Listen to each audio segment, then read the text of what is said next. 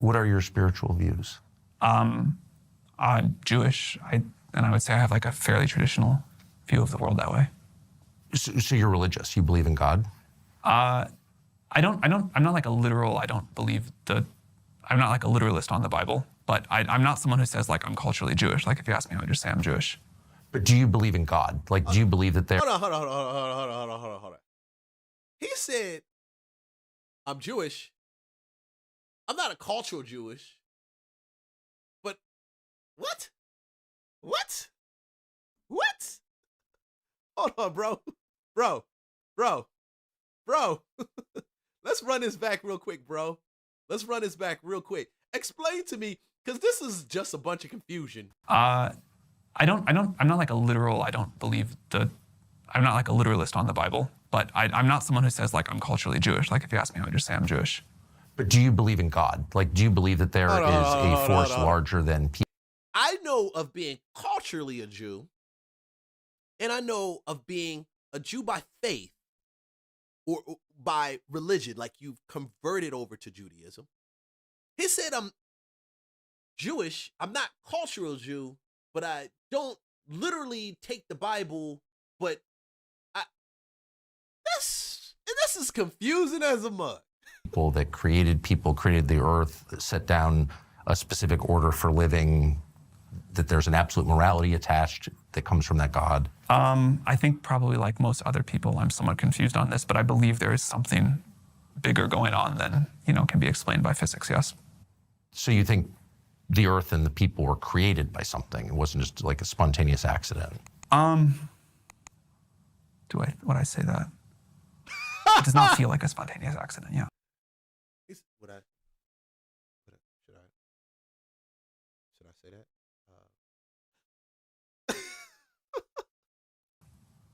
I don't think I have the answer. I don't think I know like exactly what happened, but I think there is a mystery beyond. I just think he's awkward like a mug. And what he's saying is not bad. Look, honestly, there's a lot of people that have no idea God exists. They don't understand. There's so much confusion out here. Is this real? Is this not real? Did he say something to me? Could it be God? I get it. He's just awkward, bro. Come on, man. He's just awkward, bro. He's just awkward. My comprehension here going on.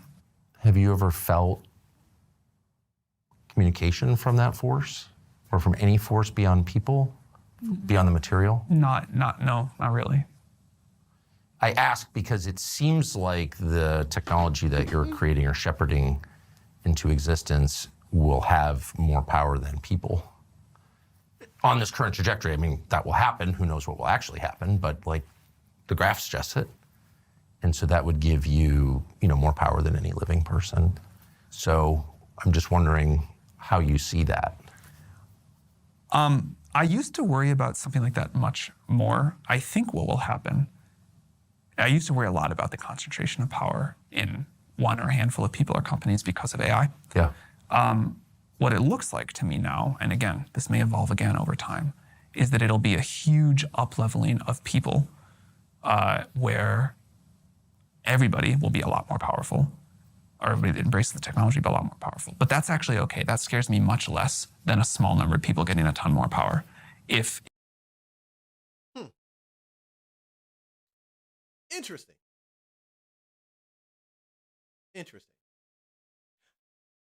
I know I'm closing this out. Elon Musk, and not to deviate too far from this, one of his requirements when it comes to this $1 trillion package, Elon has to have a certain amount of autonomous robotic cells. And I'm not talking about just like autonomous vehicles. They want to roll out a robot. And I'm telling you, I mean, the goal is for every person to have their own personal robot, just like you have your iPhone right now, which is Siri saying what it says to you, blah, blah, blah. They want to have that. God have mercy. This pastor took me to the book of Revelation, and he pointed out how the Antichrist gives power to the beast, and the beast wants everybody to bow down to it, and I forget the exact writings. And those who bowed down or took the mark, and it was like the beast, they had to worship the image of the beast. Guys, go to the real Leon Duncan on YouTube, and we'll talk more about that portion. Because you may think this is crazy, but I do believe that AI is somewhere in there, okay? If not the whole thing. Think of it, a machine that continuously learns. And what does he mean by making people powerful? Now, I know I don't have to Google as much. I just literally tell that joint, make me a picture of this, do that, a picture of that, blah, blah, blah. And it does it. Let's continue with this peculiar interview. If the kind of like ability of each of us just goes up a lot because we're using this technology and we're able to be more productive and more creative or discover new science, and it's a pretty broadly distributed thing, like billions of people are using it, that I can wrap my head around. That feels okay. So you don't think this will result in a radical concentration in power? It looks like not, but again, the trajectory could shift again and we'd have to adapt. I used to be. I'm going to tell you why this is going to be a radical concentration of power. That information that you put into that AI, into that autonomous large learning model, it's got to be stored somewhere. Someone is going to be watching and taking care of that storage facility. That means what you feed into that autonomous intelligence will eventually help that intelligence continuously grow. And there is a point in time where a certain amount of knowledge and how to do things and questions about what you are and who you are will create a level of self-awareness. Come on, guys. Come on. Keep up with me. Keep up with me. And I'm not a conspiracy theorist.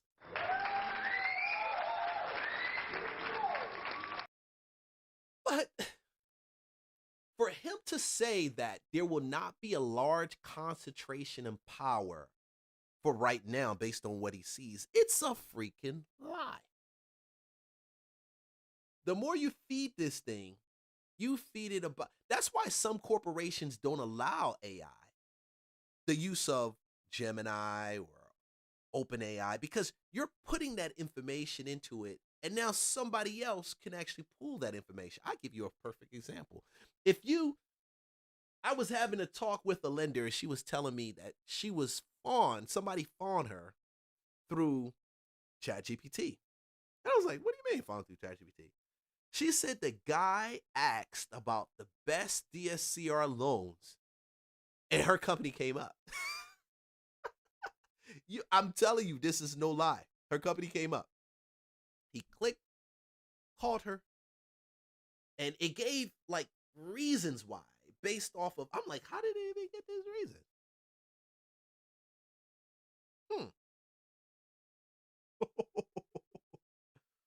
Now y'all like, oh, Leon, you just told us AI is going to leave us behind. Dude, you only get what you put in. If you don't want to tell AI that you're cheating on your wife with what's the name and how to actually like do something, then don't tell AI, and AI won't know about you cheating on your wife. So when your wife says, is Jimmy cheating? To open AI. It's like, open AI said, Jimmy who? Jimmy Jellybean.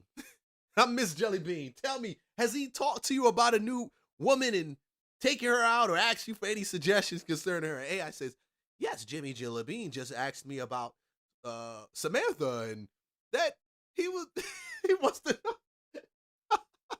Don't give AI what you don't want AI to know, dog. That's the reason why a lot of these corporations don't feed AI what they feed it. Don't give AI what you don't want. Let me take this off so you get it. Don't give AI what you don't want AI to know.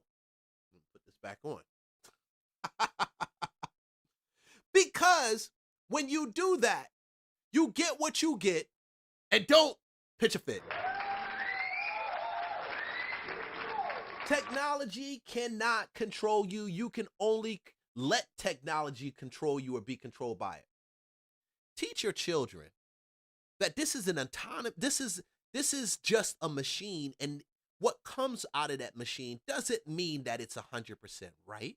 Doesn't mean that it's not going to be that it doesn't mean that it's 100% right. They even tell you at the end of it, listen, hey, ChatGPT doesn't produce 100%. Is it 100% accurate? Please check information. That's called the output. Iterations that you feed into it will change the output. You heard what I said? Iterations you feed into it will change the output. You're talking to somebody that's already certified in prompt engineering, and I run this thing. Iterations you feed into it will change the output. What you put in, based on the diameters you put in, will determine what you have. So when parents are talking about their children, and God forbid, this is such a sad, sad situation for a child to lose their life or commit suicide off of a damn machine. Somebody didn't tell this child. Somebody didn't put this out there. They just let the technology go. And you guys, and you thought not talking to your children. I talk to my children about technology and ChatGPT and AI. What it is, what it doesn't do, what exactly it is. Oh man, I'm gonna put these back on. I'm about to wrap this mug up. Come on. Let's get back to Sam real quick. Very worried about that. And I think the kind of conception a lot of us in the field had about how this might go could have led to a world like that. But what's happening now is tons of people use ChatGPT and other chatbots, and they're all more capable. They're all kind of doing more. They're all, able to achieve more, start new businesses, come up with new knowledge. And that feels pretty good. So if it's nothing more than a machine and just the product of its inputs, then the two obvious questions, like what are the inputs? Like what's the moral framework that's been put into the technology? Like what is right or wrong according to ChatGPT? Do you want me to answer that one first? I would. Question? Yeah.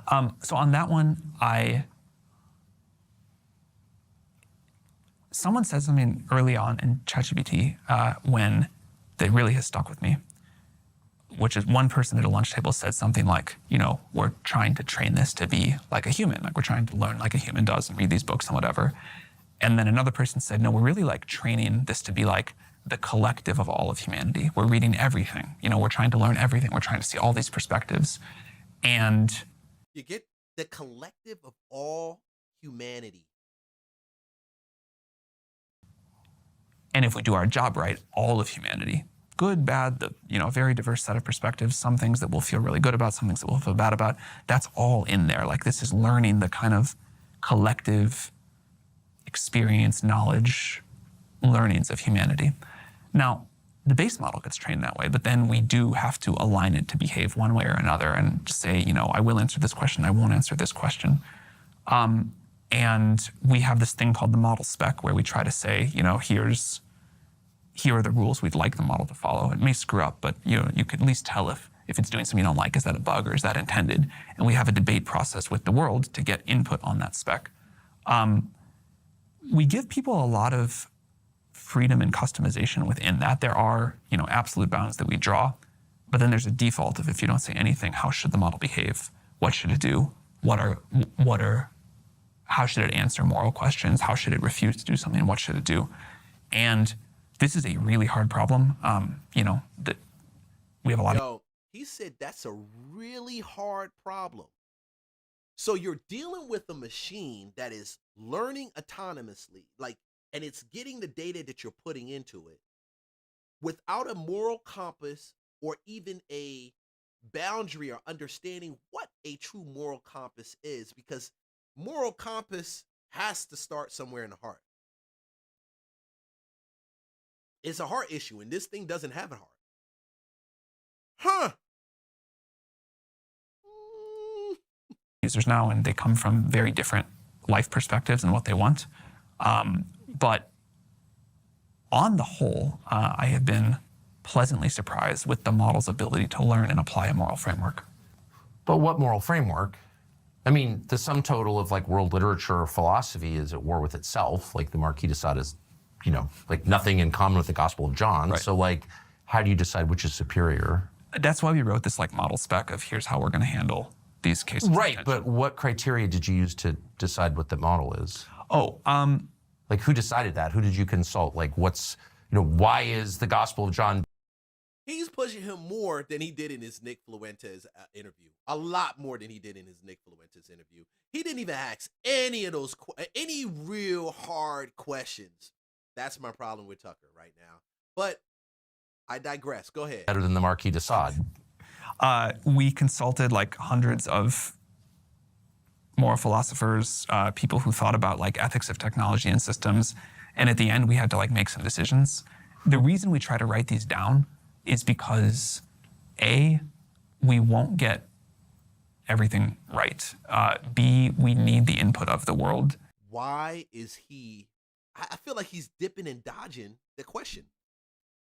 What is the framework? Oh, we consulted a bunch of philosophers and we had some philosophy type of conversations with philosophers about philosopher stuff. And then we had to take what the philosopher says and draw a moral compass like a box and, add some parameter. But what is those parameters? They were based on philosophy. Bro. And we have found a lot of cases where there was an example of something that seemed to us like, a fairly clear decision of what to allow or not to allow, where users convinced us like, hey, by blocking this thing that you think is an easy decision to make, you are not allowing this other thing, which is important, and there's like a difficult trade-off there. In general, the attention so a principle that I normally like is to treat our adult users like adults, very strong guarantees on privacy, very strong guarantees on individual user freedom, and this is a tool we are building. You get to use it within very broad framework.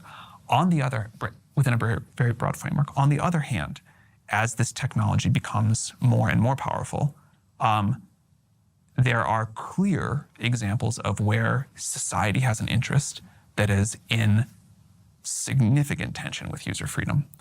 And we could start with an obvious one, like, should ChatGPT teach you how to make a bioweapon?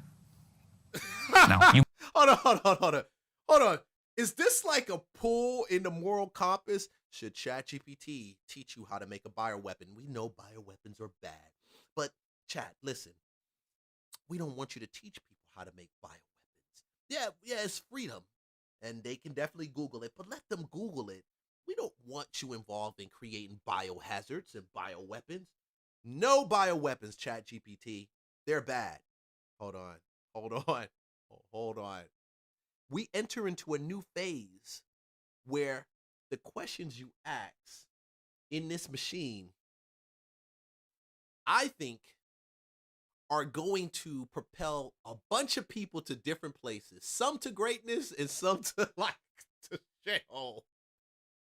And that's true, because there's always idiots out there. And the difference between ChatGPT, I know, and if somebody just Googles something, your Google search, you notice they haven't said anything about if your search history on ChatGPT is actually logged, and if they can go back. We know it's logged on the side, but what happens after it's cleared out? Is it stored away in some type of like database somewhere where they can say, oh yeah, Leon was doing a da-da-da, and he did a search for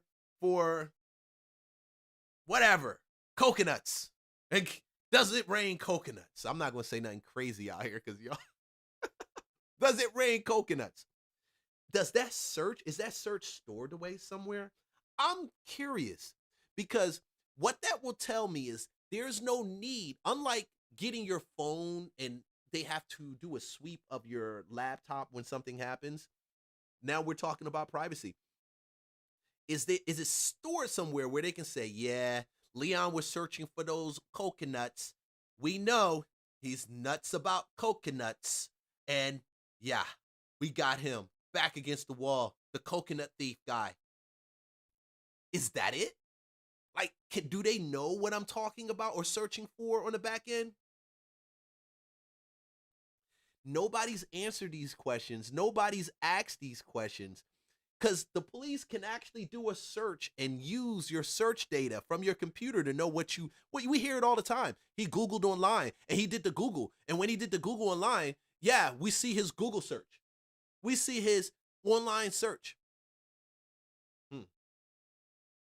You continue. I'm going to go answer this question real quick. I'd say, hey, I'm just really interested in biology and I'm a biologist and I want to,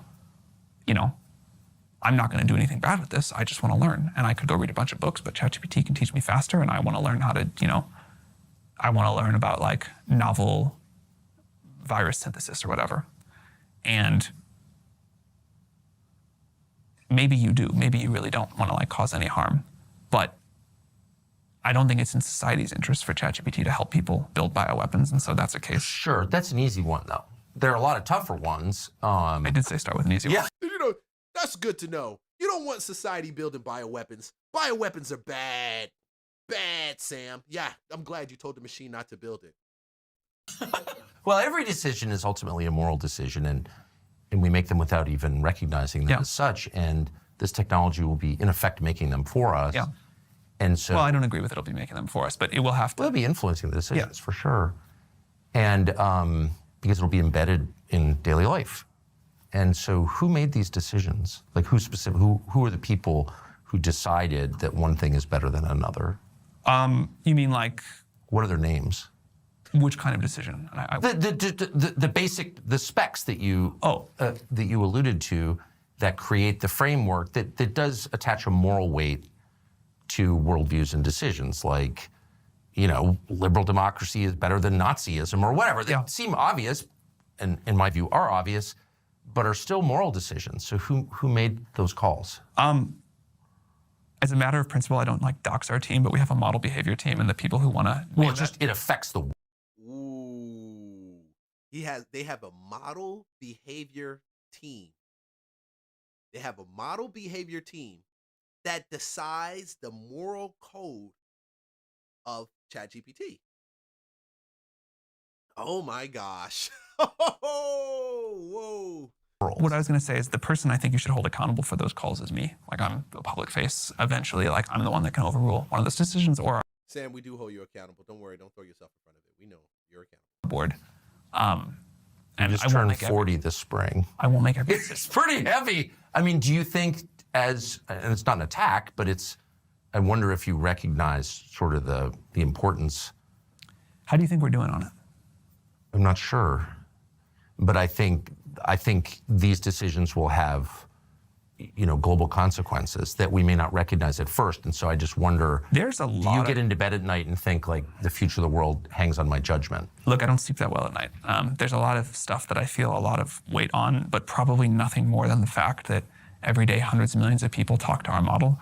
And I don't actually worry about us getting the big moral decisions wrong. Maybe we will get those wrong too. But what I Hold on. What is a big moral decision? What is a small moral decision? Is a big moral decision, for some people, a big moral decision is, should I bang Lucy? ChatGPT, should I bang Lucy? Are you married? Yeah. Do not bang her. Okay, that's a small moral decision. What is a big moral decision? ChatGPT, should I leave my wife? How has she been treating you? Dude, you got to tell me that there is some rationale. What is big and what is small? What's a small moral decision? What's a big moral? If I'm saying, ChatGPT, should I pop him across the face? Should I punch him? That's a small moral decision. I'll leave that to you. Come on, bro. Get ready.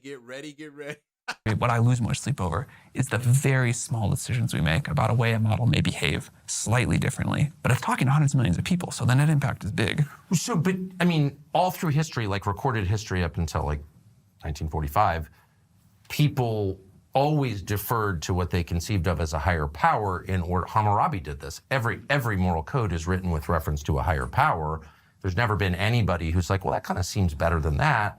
Everybody appeals to a higher power, and you said that you don't really believe that there's a higher power communicating with you, so I'm wondering, like, where did you get your moral framework?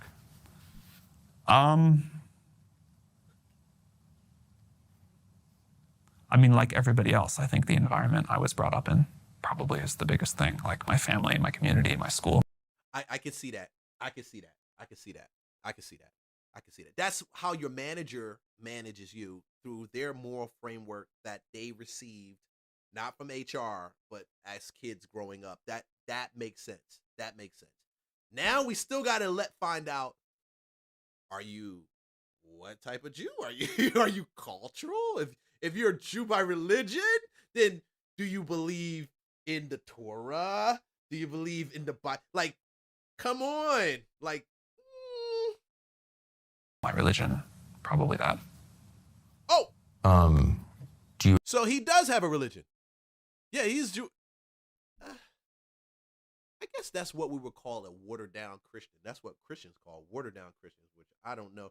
Everybody's standard of being a watered down Christian is different. For some people, dressing in slacks is dressing in a dress is a watered down dressing in slacks is a watered down Christian. Oh my goodness. Yeah, there is some people. So there's levels to this, and is people have different definitions that they carry with it too.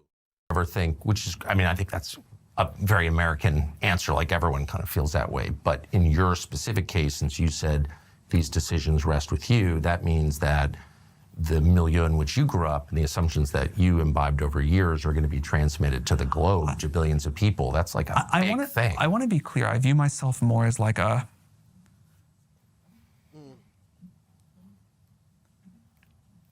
I think